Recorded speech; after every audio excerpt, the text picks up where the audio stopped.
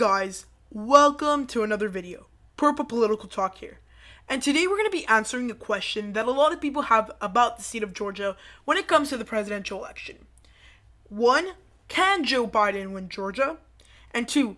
Will Joe Biden win Georgia? So we're going to answer all of these questions using polls, past data, election results, graphs, and projections from The Economist. So we're going to use all these things to craft up an answer to those two questions that I just put forward. So before we get started, please remember to like, subscribe, and turn on post notifications to get notified when I post my next video. So let's get started. So first we're going to look at our 538 polling averages from the state of Georgia. So currently, Donald Trump is narrowly ahead in the state of Georgia by less than 1%, 0.9%.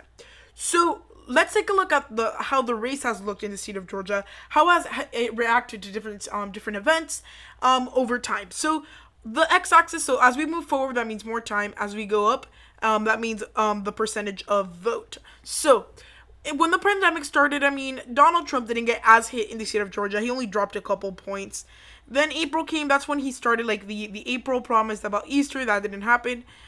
He went down again a little bit, and then we're going to see something bad happen for Donald Trump here, and it is essentially Black Lives Matter. When Black Lives Matter starts emerging as a big issue, especially in Georgia, we see Joe Biden shoot up in the polls.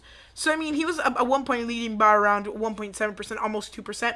Then everything began to normalize again, and Donald Trump started leading as of July. So for most of from mid-June, for almost a month, Joe Biden was leading in the state of Georgia. That is not anymore. However, Donald Trump's lead is starting to decrease from where it was maybe just a couple weeks ago. So instead of leading by 1.3% at his peak, where he peaked at 1.5% on July 21st, right now he's only leading by 0.9, which again is well in the margin of error. So that gives Joe Biden a great hope when it comes to winning the state of Georgia. Looking at some recent polls, we have polls from YouGov, where this is the latest poll. It was added August 2nd. Biden +1. This is a bipolar, so we can tell that it's a pretty good pollster. They do a lot of, I think they do the CBS polls, which are very good polls and pretty accurate. When it comes to Monmouth, they're one of the best universities when it comes to polling. Right now, they have Trump ahead by 3, Trump ahead by 1, and then even. So kind of showed a tie, which for this race, it's not that good for the Trump campaign. And July 28th, we have the morning consult and public policy polling, +1 for Biden. So generally speaking, just looking at the latest week of polls, the polls are showing somewhat beneficial for Biden as he's growing in them, as well as Trump. So we can say that polling right now is pretty even. And I just want to look at these polls and look at events that trigger ups and downs for the candidates. So COVID-19 kind of hit Donald Trump pretty hard.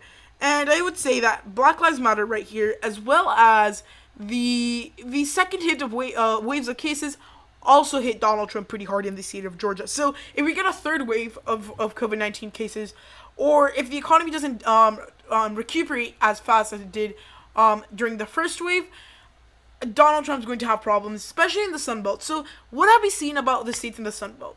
One, for the most part, they're very diverse. So when Black Lives Matter happened, we saw Donald Trump go down in the polls a lot. And so did the economy. So, if the economy goes down again, which, at this point is completely not out of the cards, we could see problems for Donald Trump. And, looking at other things we're going to look at right now, I think Donald Trump needs very consistent leading for him to actually win Georgia by a comfortable margin. So one thing I like to do when I make these videos is actually compare the polling to where it was in 2016 at this point in time. So a lot of people say, well, Trump actually outperformed the polls by how much? So, the more proper way to weight it, in my opinion, is to compare it where it was in 2016. So let's go to our Real Clear Politics 2016 polling graph. So let's look at August 7th, or a day near close. So here, August 7th, so essentially we're one day out of Hillary Clinton taking the lead. So this time last time around, so Trump was ahead by 2%. So as of right now, you could say that, and he was in 2016 at this point in time in polls. However, he did outperform where he was right now last time. By around 3 points. So, ballpark, this doesn't have to be true, but right now, as of August 7th, Donald Trump outperformed the polls by around 3%. So right now he could be leading in a best case scenario for him if we're comparing it to 2016 by around 3.9%, so 4 points.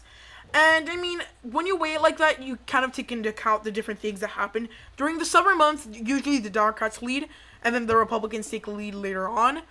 Again, things can change. So that is the who's ahead in Georgia, the polling averages, at least for now. We looked at some of the recent polls, and now we're going to look at 2016. So I showed you that. I mean, 2016 was the year of victory for the Republicans. That a lot of people thought that the Republicans should have won by a lot more, some that less. I mean, a 5.1% margin of victory for the Republicans in 2016 was pretty good considering how bad it could have been. We see here NBC News had a poll, Trump plus 1, Trump plus 3. So RCP predicted 4.8% as their average. However, Trump ended up overperforming just because the third party vote was definitely overestimated. That's one thing we saw in 2016, and I think polls are going to be a lot more accurate and be a little bit more on the nose, just because the third party vote won't be as it won't be a thing that won't be as counted. I mean, Hillary Clinton outperformed by a point, Donald Trump outperformed by more than a point, Gary Johnson underperformed by 1.2%. So that is a thing to note when it comes to 2016 polls.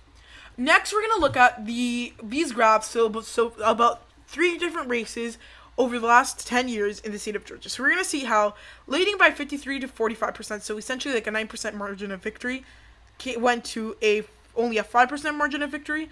And in the recent governor elections, went to less than 2% margin of victory, or at one point, like almost 1.5. So we're going to look at this and compare all of these and see where are the areas where Democrats need to win if they want to win the state of Georgia. First thing I want to know, Atlanta. So we're going to see a lot of the things change. So I want you to notice about this part of the map. So here, Barack Obama won the inner city and then more of the Democratic suburbs by, and these are mostly the African-American parts of Atlanta, while these counties are here, are a little bit more further out, more in the suburbs, were more Republican, at least in 2012. Obama did very good here, but Democrats have definitely improved in the western part of the state of Georgia. They did pretty good in Savannah and the smaller counties around, and they did really good in this mid area. So that's one thing to note. Let's see how that changed in 2016. I mean, we see very similar things. The Democrats have just took over the suburbs in Atlanta. That really helped them out. If they were tight, however, they overperformed. In 2016, these same suburbs were like almost 10% margin of victory for Romney. Here it was a lot less. And here it was almost like 10% as well. So comparing it to 2016, here the Democrats essentially gained almost not 20%, but almost like 15% in a lot of these Atlanta counties, which have a lot of votes, essentially because they are these suburbs. Where else did the Democrats do pretty good? They underperformed in this area of the middle part of the state of Georgia. However, I feel like they did pretty good in the more of the southern black areas of Georgia, where there's a lot of African American population, and we see this in the southwestern part of the state. They kind of overperformed a little bit in a lot of these areas, and this is margins. You take over some of the other strongholds for yourself, and you can pull up your margins everywhere else. You're going to gain a lot of votes. And right now, I mean, Clinton only overperformed Obama by 4%, which, considering the state, is a lot. However, that's not going to be anything similar to this race right here. So here, one thing that we do see here is a little bit more of the more specific numbers. So right now we're going to see that maybe like one county in the suburbs flipped. So I think, or Fayette County. Let me check if that one went. I think that one did not go. Oh no, so that one went to Trump by 58%. It actually only went to Kemp by 56%. So we see Stacey Abrams was able to pull down the margins. Stacey Abrams did really good in Athens. She did pretty good in Atlanta. All these middle districts or middle counties, she did pretty well.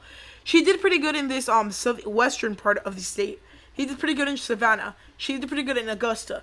All these areas where Democrats need to overperform their margins to have a chance at the victory. So, I mean, what can we say? Joe Biden's going to have to win Atlanta and its suburbs by a pretty nice margin and comfortable to be able to win. carry the southwestern part of the state, which most Democrats in the past have, and carry Augusta and Savannah. And those are going to be the crucial areas for the Democrats, as well as flip suburbs of some of these cities, like flip the suburbs of Columbus, flip some of the suburbs of Augusta, where there really are not that many suburbs, but there are a couple. So that's one thing to know, and I think honestly, if the Democrats are looking for a victory here, they are going to have to follow those steps and win those areas so they can have a solid grasp on the street. Now, let's go look at this graph, and I think this is very interesting. So, although this is midterm years, they don't necessarily apply to the presidential year, but I just want to show it because it's important. So, I want you to look at this. So, essentially, so turnout, okay, so here what it shows the turnout for whites and blacks in 2 different states, so how turnout increased. So, let's look at the state of Georgia because it also has the state of Pennsylvania there. So, here, the whites, they only increased by 3 points, or by 11 points, I think, voter turnout. Blacks overperformed by 5 points. So 6% more, or 5% more that the black voters were able to turn out compared to 2014. This is good signs for the Democratic Party, as in the state of Georgia, the black electorate is the most important for them.